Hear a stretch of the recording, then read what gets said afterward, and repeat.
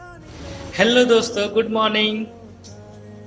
जैसा कि आपने मेरा थंबनेल में देखा होगा कि आज मैं केमिस्ट्री पार्ट 2 लाया हूं। तो जी हाँ दोस्तों, मैं आज फिर से नए वीडियो में हाजिर हूं, केमिस्ट्री पार्ट 2, जिसमें पार्ट 1 के बाद जो टॉपिक छूट गए थे वो टॉपिक मैं पार्ट 2 में कवर करने वाला हूं। तो इसी तरह हमारे वीडियो में बने रहिए और अपने केमिस्ट्री को सिलेबस को पूरा कीजिए। आपसे यही रिक्वेस्ट करता हूं दोस्तों, मेरे वीडियो को लाइक कर दें और सब्सक्राइब भी कर दें। तो चलिए दोस्तों, स्टार्ट करते हैं।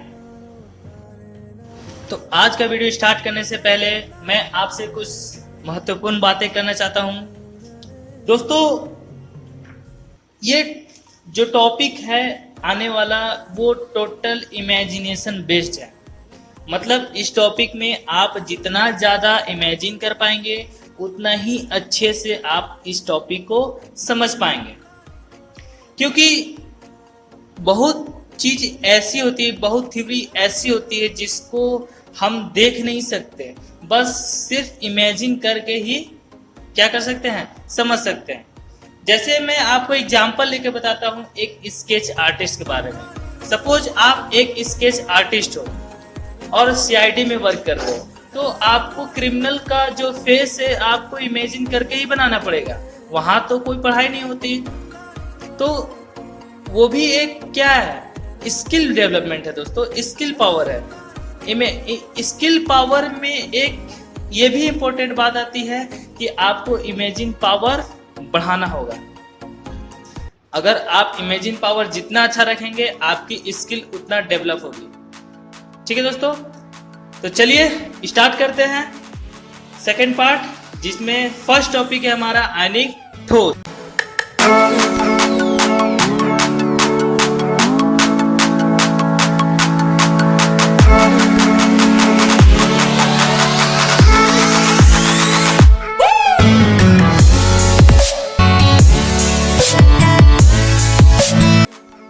तो दोस्तों, आयनिक ठोस वह ठोस है जिनके अवयवी कण या कंपोनेंट आपको जिसको बोल सकते हो, जिनके कंपोनेंट क्या होते हैं दोस्तों, आयंस होते हैं। क्या होते हैं? आयंस होते हैं। मतलब वह ठोस जिसका निर्माण आयनों से मिलकर हुआ है, ऐसे ठोस क्या कहलाते हैं?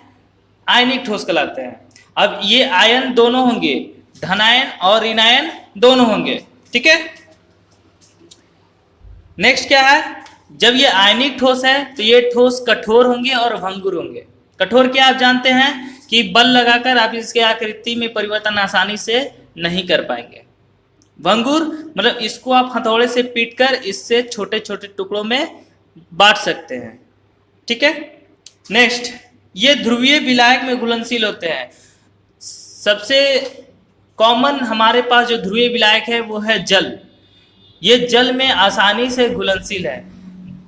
जल एक ध्रुवीय विलायक इसलिए है दोस्तों क्योंकि जल का निर्माण ध्रुवीय कणों अवयवी कणों से मिलकर होती है। क्या दोस्तों? ध्रुवीय अवयवी कणों से मिलकर होती है, इसलिए ये जल एक ध्रुवीय विलायक है। और जल में NaCl, KCl ये सब क्या है, घुलनशील है। और NaCl KCl क्या है, आयनिक ठोस है, जो कि आप जानते हैं। तो ये जल में घुलनशील होते हैं। एग्जाम्पल मैं बताया, NaCl KCl CuSO4 ये सब क्या है, आयनिक ठोस है। क्योंकि देखिए Na में भी Na प्लस और Cl माइनस है, KCl में K प्लस Cl माइनस है, CuSO4 में Cu2 प्लस SO4 2 माइनस है, KClO3 में K प्लस ClO3 माइनस है। आप देख सकते हैं। नेक्स्ट, इनके गलनांक एवं क्वथनांक कुछ होते हैं। दोस्तों, ये बहुत इंपॉर्टेंट बात है, इसके गलनांक एवं क्वथनांक उच्च क्यों होते हैं। तो आप जानते हैं कि ये आयन से मिलकर बने होते हैं।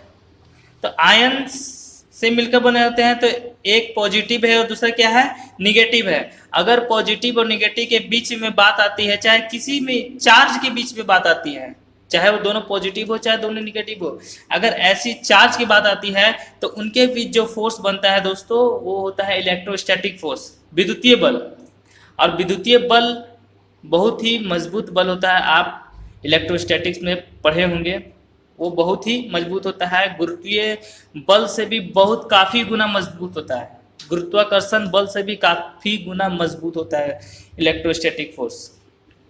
तो ये इलेक्ट्रोस्टैटिक फोर्स से बंधा हुआ है। अगर इसको तोड़ना है तो हमें क्या चाहिए दोस्तों, बहुत ज़्यादा मात्रा में ऊर्जा चाहिए। क्या चाहिए, बहुत ज़्यादा मात्रा में ऊर्जा चाहिए। अगर बहुत ज़्यादा मात्रा में ऊर्जा आपको तभी मिल सकता है जब आप ज़्यादा तापमान पर उसको गर्म करेंगे।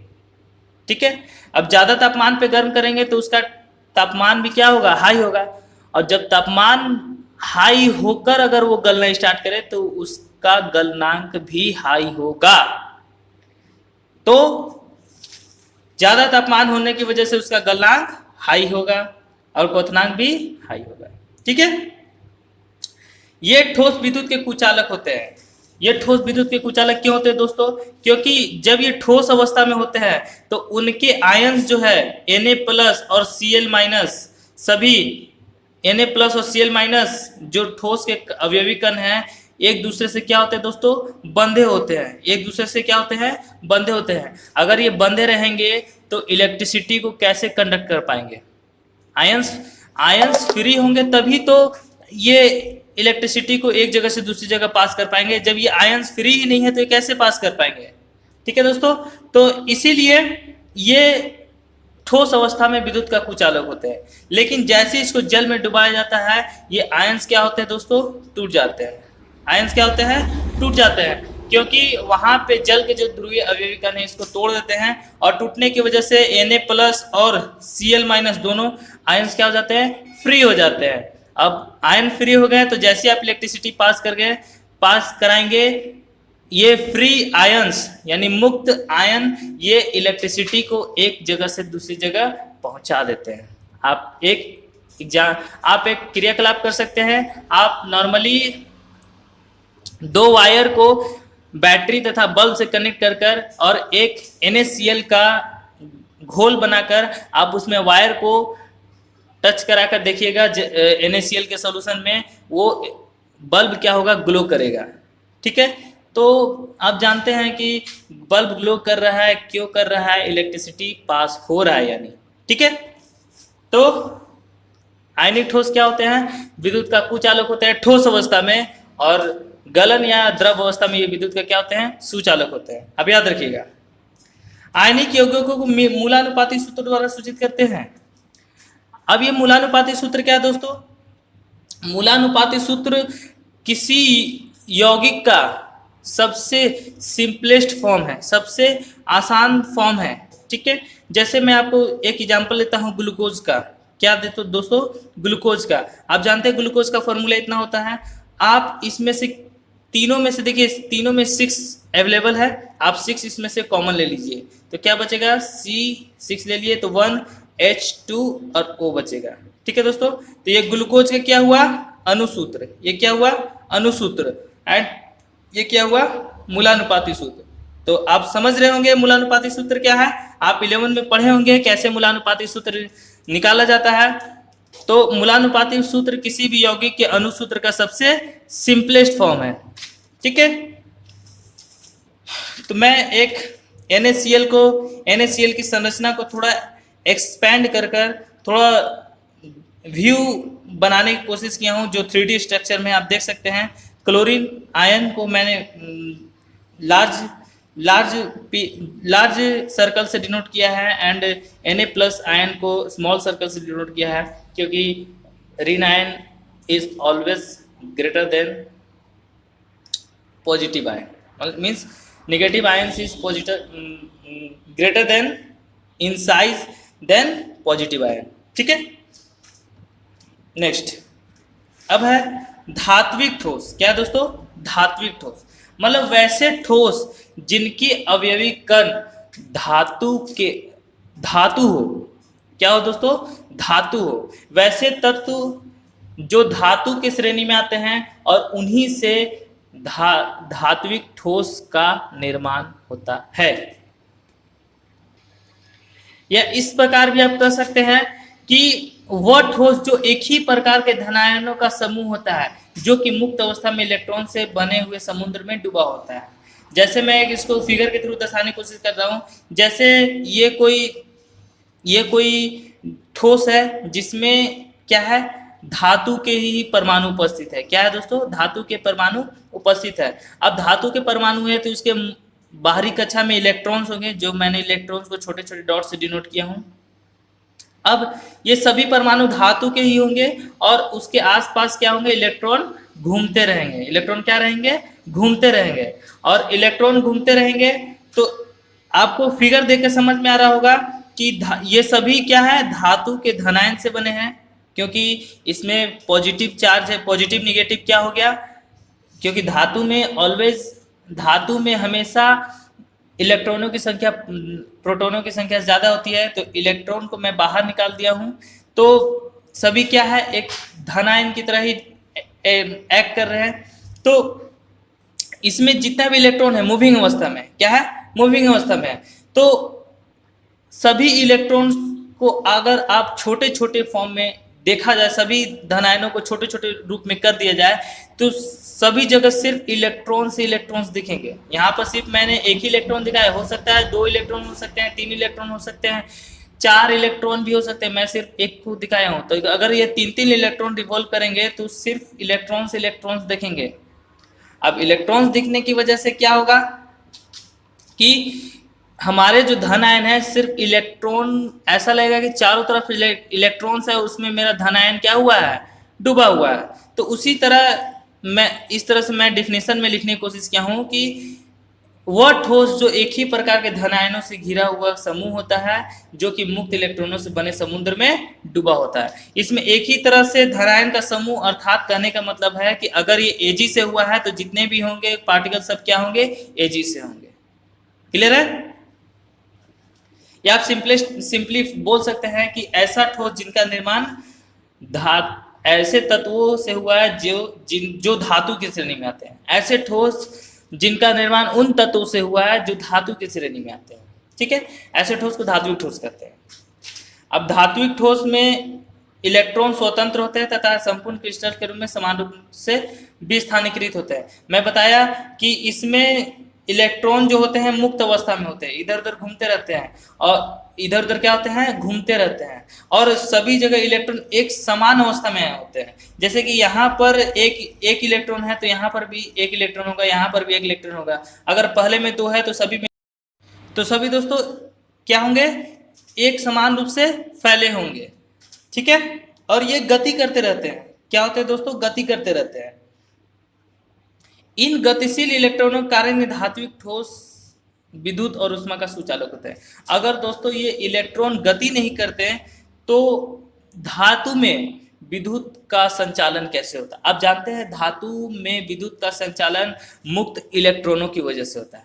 आपने पढ़ा है 10th में, धातु में विद्युत का संचालन उनमें मुक्त इलेक्ट्रॉनों की वजह से होता है। यही मुक्त इलेक्ट्रॉन है दोस्तों, यही मुक्त इलेक्ट्रॉन है जो जैसी आप इलेक्ट्रिसिटी देंगे धातु में, ये क्या होंगे, ये इलेक्ट्रॉन आपको एक जगह से दूसरी जगह क्या कर देंगे, विद्युत धारा को प्रवाहित कर देंगे, विद्युत धारा को एक जगह से दूसरी जगह ले जाएंगे। यही मुक्त इलेक्ट्रॉन रहेंगे दोस्तों। ठीक है, आप पढ़े होंगे 10th क्लास में कि धातु में विद्युत का संचालन होता है उसके मुक्त इलेक्ट्रॉनों की वजह से, और कोई मुक्त इलेक्ट्रॉन नहीं है, यही मुक्त इलेक्ट्रॉन है। ठीक है, तो जैसे विद्युत का संचालन होगा उसी तरह ऊष्मा का भी संचालन होगा। ठीक है दोस्तों, इन ठोसों में गतिशील इलेक्ट्रॉनों के कारण ही धात्विक चमक और रंग पाया जाता है। आप जानते हैं दोस्तों, चांदी का, सोना का, एल्युमिनियम का, लोहा का, सब का अलग अलग रंग पाया जाता है, तो इन्हीं इलेक्ट्रॉनों की वजह से रंग पाए जाते हैं। आई होप आपको समझ में आ रहा होगा। धात्विक ठोस अत्यधिक आघात वर्धनीयता होते हैं। आप जानते हैं दोस्तों कि ठोसों का आघात वर्धनीयता ज्यादा होता है। मतलब आप ठोस को पीट पीट कर उसे आप चादर के रूप में परिवर्तित कर सकते हैं। ठीक है, जैसे आप एग्जाम्पल मैं देता हूं, कितना पतला हो सकता है। आप मिठाई के ऊपर देखे होंगे पतली सी व्हाइट कलर की एक परत होती है, चमकीली सी, वो कुछ नहीं दोस्तों, सिल्वर की परत होती है, चांदी की। आप समझ सकते हैं कि उतना पतला चांदी को पीटकर बनाया जा सकता है। एल्युमिनियम फॉइल जो आप खाने को पैकिंग करने में यूज करते हैं, वो कितना पतला हो सकता है आप देख सकते हैं। ठीक है, वो एल्युमिनियम को उतना पतला बनाया जा सकता है। तो धातु को आप पीट कर शीट में बदल सकते हैं, यही गुण आघात वर्धनीयता होती है। धातु तन्य भी होते हैं, धात्विक ठोस तन्य भी होते हैं, मतलब आप धातु के जो भी धात्विक ठोस लिए, चांदी लिए, तांबा लिए, कुछ भी होते हैं, आप उसको खींचकर तार में परिवर्तित कर सकते हैं। जैसे कि कॉपर के तार, कॉपर के धातु आते हैं, धातु तो कुछ अलग अलग रूप में भी हो सकते हैं, लेकिन उनको खींच खींच कर तार में बनाया जाता है। आज धातु में तन्यता गुण नहीं होती, तो आज हमारे पास वायर अवेलेबल नहीं होते, ठीक है। तो धात्विक ठोस के कुछ एग्जाम्पल है, Ag यानी सिल्वर चांदी, कॉपर हो गया, गोल्ड हो गया, आयरन हो गया एंड एल्युमिनियम, ठीक है दोस्तों। तो चलिए नेक्स्ट आते हैं।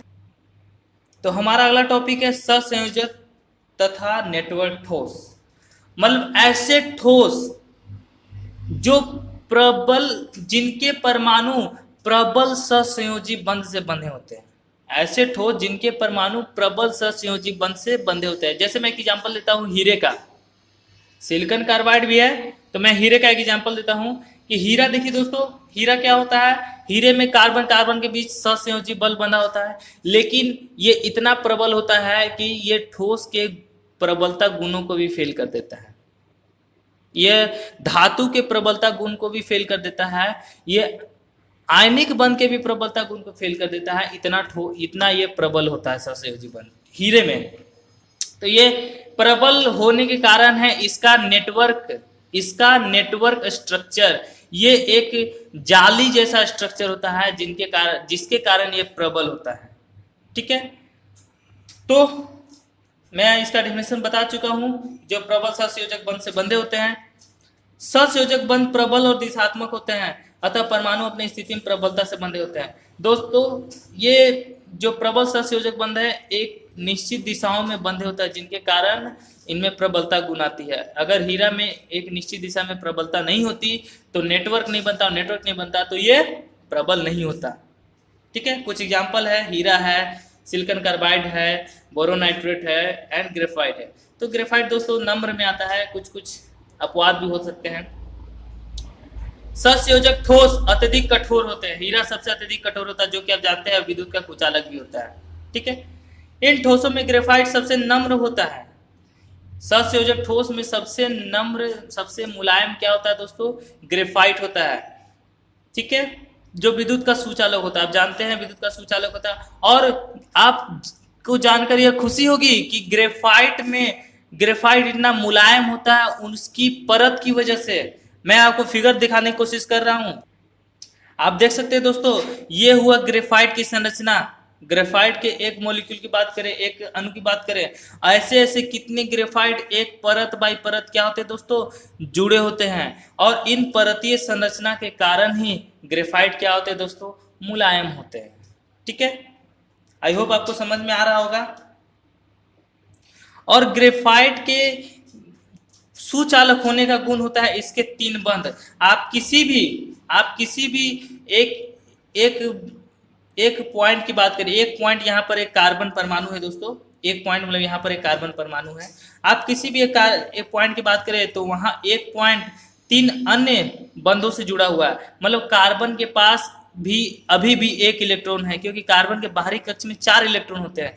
तो एक पॉइंट मतलब एक कार्बन 3 कार्बन अन्य कार्बन परमाणु से बंधा हुआ है, अभी भी हर कार्बन के पास एक एक्स्ट्रा इलेक्ट्रॉन है जो कि वो बंध नहीं बनाता है, और यही एक एक्स्ट्रा इलेक्ट्रॉन, एक मुक्त इलेक्ट्रॉन है जो इलेक्ट्रिसिटी को पास करता है। दोस्तों आपको समझ में आ रहा होगा, हर एक कार्बन, ये जितने भी पॉइंट है सब कार्बन है, और हर एक कार्बन 3 कार्बन से जुड़ा होता है। ये दोस्तों कार्बन, ये आगे की संरचना है जो कि इस बुक में नहीं शो किया है, आगे इस तरह से बढ़ता जाएगा। तो हर एक कार्बन देख सकते हैं 3 अन्य कार्बन परमाणु से जुड़ा हुआ है, मतलब कार्बन के पास अभी भी 1 इलेक्ट्रॉन है जो कि बंध बना सकता है, और यही फ्री इलेक्ट्रॉन है जिनके कारण ग्रेफाइट में सुचालक का गुण आता है। यही मुक्त इलेक्ट्रॉन ग्रेफाइट में इलेक्ट्रिसिटी को कंडक्ट कराते हैं, विद्युत को प्रवाह करा पाते हैं, ठीक है। तो ग्रेफाइट नम्र होता है इसके परत बाई परत संरचना के कारण, ठीक है दोस्तों। तो दोस्तों नेक्स्ट टॉपिक है हमारा क्रिस्टल जालक। अब यहां से आपका इमेजिनेशन स्टार्ट होता है। तो आप इमेजिन करिएगा दोस्तों, मैं बताते जाऊंगा, ठीक है। अब ये क्रिस्टल जालक क्या होता है दोस्तों?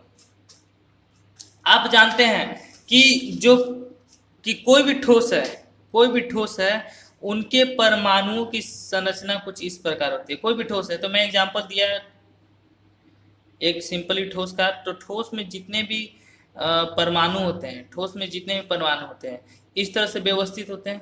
आप देख रहे होंगे इसी तरह से व्यवस्थित होते हैं। तो ये तो एक्स डायरेक्शन और ये वाई डायरेक्शन की बात किया मैंने दोस्तों, ये मैं सिर्फ एक्स और वाई डायरेक्शन की बात कर रहा हूँ। इस तरह से सभी परमाणु व्यवस्थित होंगे। ये हुआ एक्स दिशा में, ये हुआ वाई दिशा में, ठीक है दोस्तों। अब जेड दिशा में, क्योंकि हमारा कोई भी ठोस 3 डायमेंशनल होता है, तीनों दिशाओं में होते हैं, एक्स वाई जेड तीनों दिशाओं में, तो इसके पीछे भी होंगे। ये हुआ जेड डायरेक्शन, तो इसके पीछे भी इसी तरह से व्यवस्थित होंगे, आप देख रहे होंगे, ठीक है दोस्तों। इनके पीछे भी इसी तरह से परमाणु क्या होंगे? व्यवस्थित होंगे। आई होप आपको समझ में आ रहा होगा। तो इन परमाणुओं को एक लाइन से मिलाया जाए। क्या किया जाए दोस्तों? इन परमाणुओं को एक सीधी लाइन से मिलाया जाए, और मिलाने से जो एक संरचना तैयार होगा दोस्तों, इन सभी परमाणुओं को एक लाइन से आप मिलाते जाइए, एक सीधी लाइन से मिलाते जाइए। मिलाने से जो आपको एक संरचना तैयार होगा वो क्रिस्टल जालक कहलाता है दोस्तों। क्या कहलाता है? क्रिस्टल जालक। तो क्रिस्टल जालक एक बार डेफिनेशन में पढ़ लीजिए। क्रिस्टलीय ठोस में अवयवी कण, ये अवयवी कण परमाणु ही है दोस्तों, और कुछ नहीं है। अवयवी कण के तीनों विमाओं में, मतलब तीनों डायमेंशन में एक नियमित तथा निश्चित व्यवस्था में व्यवस्थित रहते हैं। मैं बताया कि क्रिस्टलीय ठोस में जितने भी परमाणु हैं, अवयवी कण हैं, तीनों विमाओं में, एक्स वाई जेड तीनों विमाओं में नियमित रूप से क्या होते हैं? व्यवस्थित रहते हैं। अवयवी कणों के इस त्रिविमीय संरचना को क्रिस्टल जालक कहते हैं। तो मैं बताया दोस्तों कि इसको सीधी लाइन से मिलाइए तो जो संरचना तैयार हुआ, जो स्ट्रक्चर तैयार होगा, वही कहलाता है क्रिस्टल जालक, ठीक है। अब क्रिस्टल जालक के अवयवी कण परमाणु, अणु तथा आयन हो सकते हैं, ठीक है, आप जान रहे हैं, को बिंदु द्वारा सूचित किया जाता है। ये जो क्रिस्टल जालक तैयार हुआ, तो क्रिस्टल जालक कैसे तैयार हुआ? मैं बताया कि ये जो परमाणु है, परमाणु को आप सीधी लाइन में मिलाइए, अब मिलाने से जो स्ट्रक्चर तैयार होगा वो क्रिस्टल जालक होगा। तो ये जो बिंदु है, जिनको आप परमाणु, अणु तथा आयन बोल रहे हैं, ये क्रिस्टल जालक में इसको जालक बिंदु कहते हैं, सूचित किया जाता है, जिसे मिलाने पर क्रिस्टल जालक का निर्माण होता है। इन बिंदु को क्या कहते हैं दोस्तों? जालक बिंदु कहते हैं। तो आप समझ रहे होंगे कि ये जो परमाणु है, परमाणु को मिलाने से जो एक क्रिस्टल जालक तैयार हुआ है, तो इन परमाणु को ही क्या बोलते हैं? जालक बिंदु कहते हैं। ये हुआ मेरा क्रिस्टल जालक और ये हुआ मेरा जालक बिंदु। आप समझ रहे होंगे दोस्तों। तो नेक्स्ट है मेरा एकक कोष्ठिका। नेक्स्ट है अपना एकक कोष्ठिका। एकक कोष्ठिका क्या है दोस्तों? एकक कोष्ठिका भी मैं उसी फिगर में दिखाने की कोशिश करता हूं। तो एकक कोष्ठिका क्या है? ये पूरा जालक में आप देख रहे होंगे कि बहुत सारे घनों से मिलकर बना हुआ। देखिए ये एक घन है, ये इसके पीछे एक और घन है, इसके पीछे एक और घन है, इस तरह से आगे बढ़ता जाएगा। इसके बाएं में भी सेम घन है, आप देख सकते हैं, मैं इसको शेडिंग नहीं किया हूं, लेकिन आप देख सकते हैं कि घन है। इसके बगल में भी घन है, ये इस तरह से बढ़ता रहेगा, नीचे भी बढ़ता रहेगा, इसके नीचे भी घन है। मतलब बहुत सारे एक ही प्रकार के घनों से मिलकर बना है, क्योंकि पार्टिकल के जो बीच की दूरी होती है वो सभी क्रिस्टल सॉलिड में, क्रिस्टल ठोस में क्या होता है, पार्टिकल के बीच की दूरी सब समान होती है। तो सभी घन का बीमा क्या होगा? सेम होगा। अगर ये 5 नैनोमीटर का है तो ये भी 5 नैनोमीटर, ये भी 5 नैनोमीटर, सभी घन की जो भुजा होगी 5 नैनोमीटर की होगी।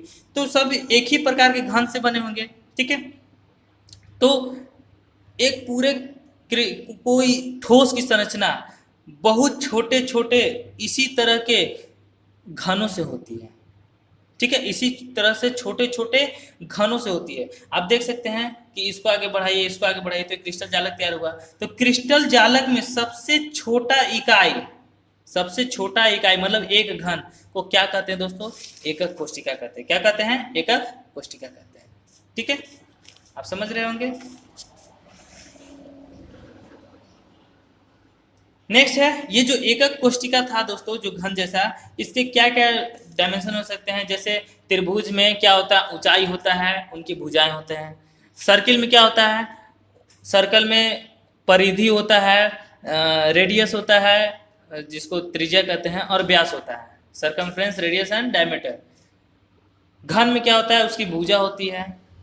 आयत में क्या होता है, दो अपोजिट साइड का डायमेंशन दिया हुआ रहता है। मतलब हर एक आकृति का कुछ ना कुछ क्या रहता है दोस्तों, पैरामीटर रहता है। तो हमारे इस एकक कोशिका का भी पैरामीटर है।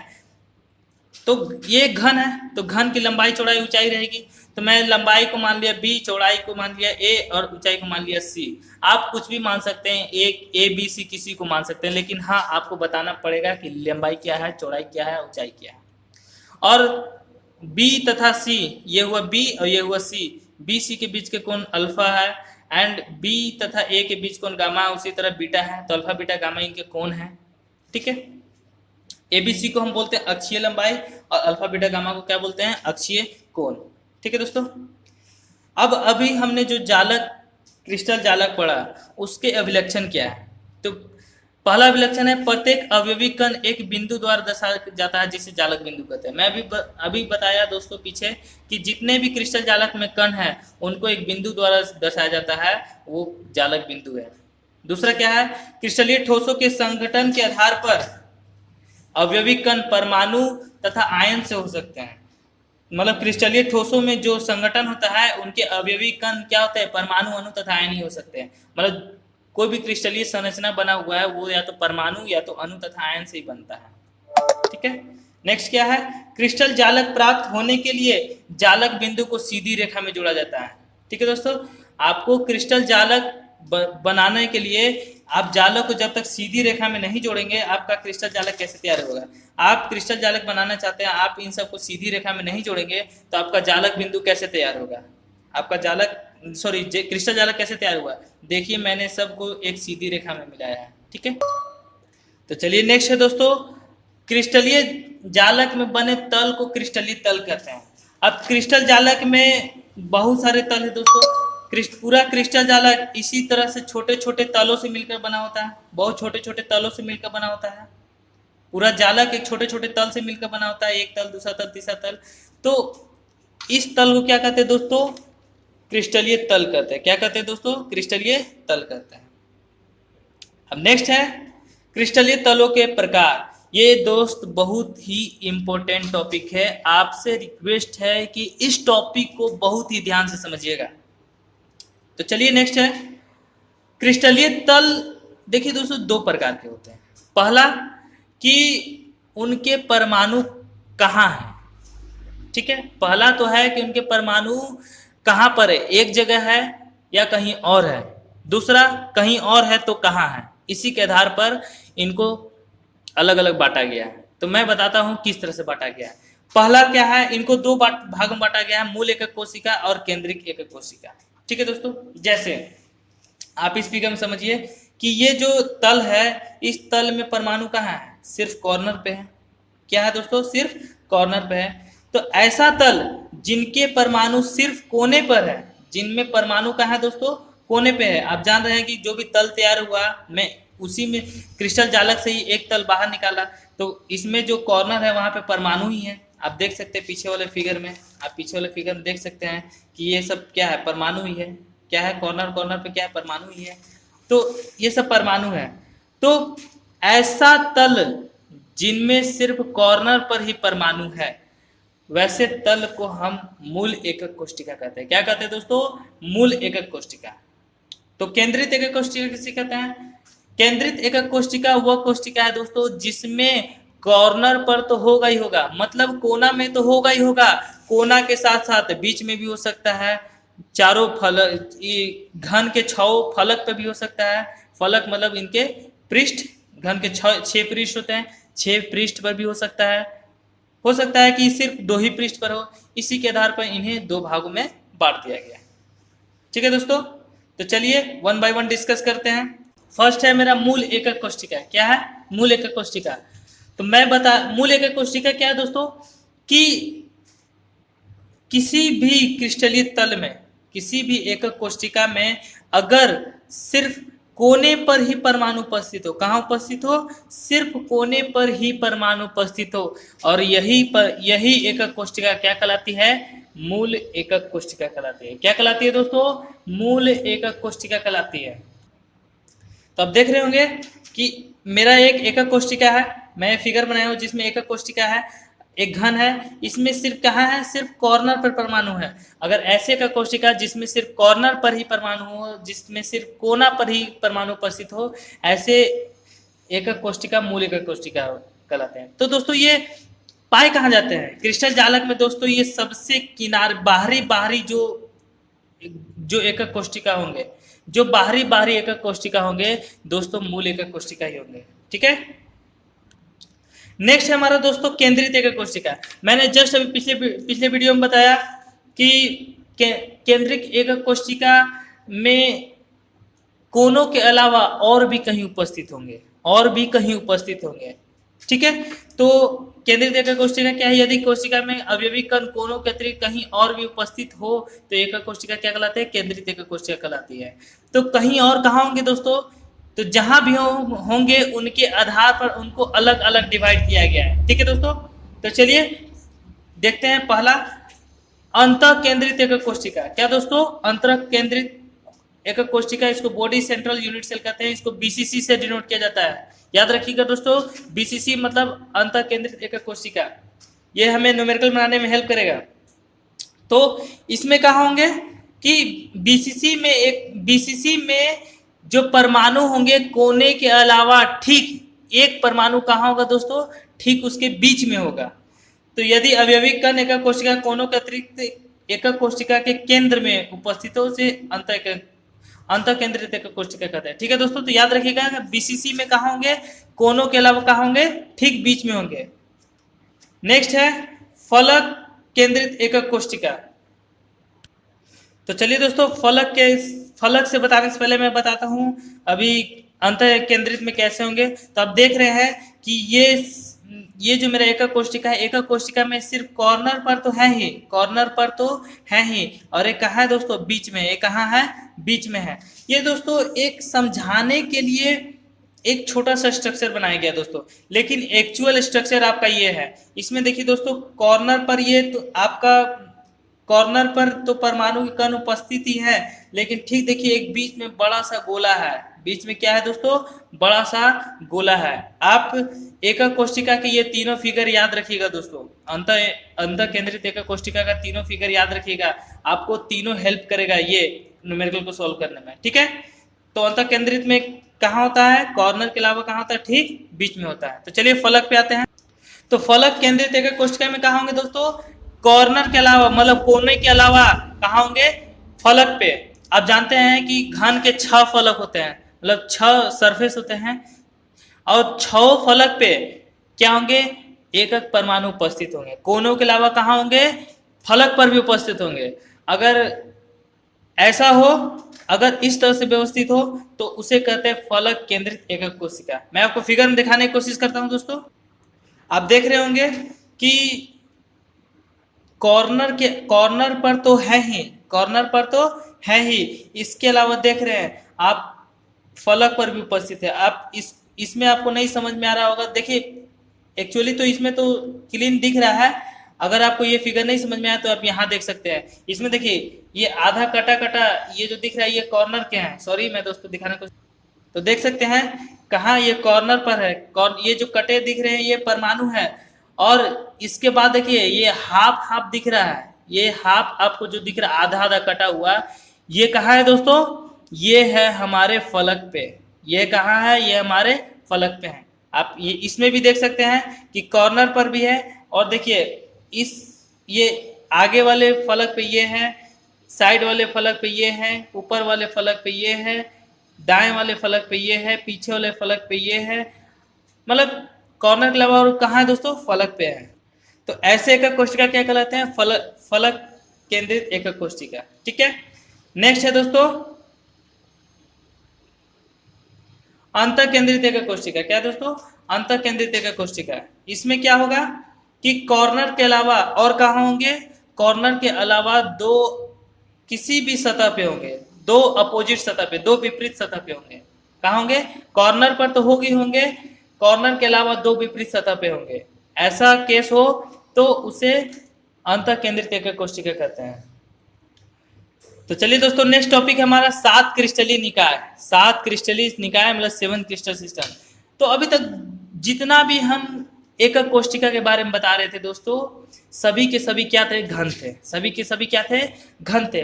तो कोई जरूरी नहीं है कि आपके ठोस में सभी क्रिस्टल निकाय घन के ही रूप में उपस्थित रहेंगे। एकक कोशिका घन के ही रूप में उपस्थित होंगे, घन के रूप में अरेंजमेंट होगा। पार्टिकल का जो अरेंजमेंट होगा उससे जो मेरा एकक कोशिका तैयार होगा वो घन के ही रूप में रहेगा, ये जरूरी नहीं है। तो कितने रूप में हो सकता है? तो वही बताने जा रहा हूँ, ये 7 रूप में हो सकता है। पहला है घन, जो मैं अभी तक डिस्कस कर रहा था। तो इस घन के आप जानते हैं कि तीनों सभी भुजाएं बराबर होते हैं और सभी कोण 90 डिग्री का होता है, ठीक है। ऐसे में कौन कौन से तत्व, कौन कौन से यौगिक आते हैं दोस्तों, कौन कौन से ठोस आते हैं घनीय में? तो NaCl घनीय स्ट्रक्चर का होता है, KCl भी, CuAg, जितने भी धात्विक ठोस है और जितने भी आयनिक ठोस है सब घनीय संरचना में आते हैं।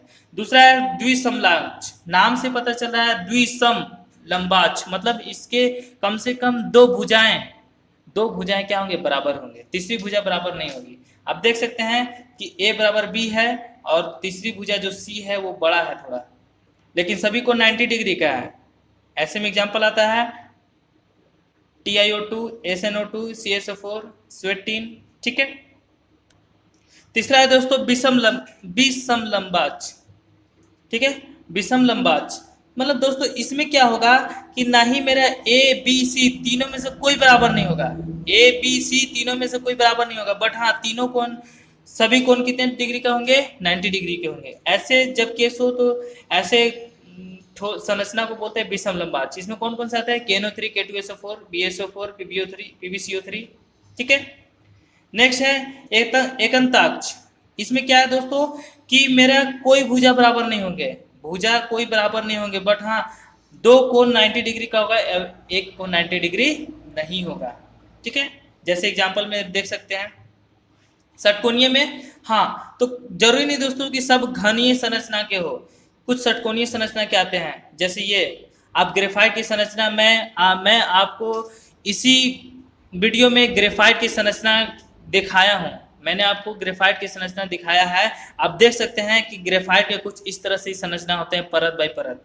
तो वहां पर जो संरचना होता है षटकोणीय होता है। ग्रेफाइट, जिंक ऑक्साइड, PbI2 सब कुछ इस तरह से होता है। इसमें क्या होता है दोस्तों, दो कोण 90 डिग्री के होते हैं। आप देख सकते हैं एक ये कोण है और एक ये कोण है, सॉरी एक ये कोण है AB 90 डिग्री है, एंड तीसरा जो कोण है कितना है दोस्तों? 180 डिग्री है। कितना कोण है? 180 डिग्री। मतलब दो कोण 90 डिग्री के हैं और एक कोण कितने डिग्री के हैं दोस्तों?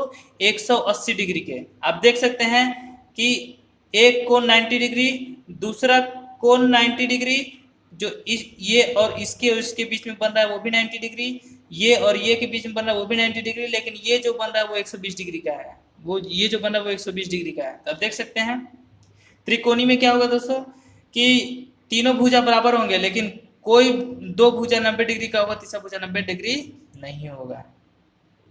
तो चलिए नेक्स्ट है मेरा त्रिनताक्ष, जिसमें ना ही कोई भुजा बराबर होंगे ना ही कोई मेरा कोण 90 डिग्री का होगा, ठीक है। आई होप आपको ये वीडियो समझ में आया होगा। अगर आपको समझ में आया होगा दोस्तों तो कृपया मेरे वीडियो को लाइक कर दें और मेरे चैनल को सब्सक्राइब जरूर कर दें, क्योंकि मैं इसी तरह हर बार आपको एक नई वीडियो लेकर आता रहूंगा और आपकी केमिस्ट्री की सिलेबस को पूरा करता रहूंगा। तो चलिए दोस्तों, जाने से पहले कहते हैं आपका धन्यवाद।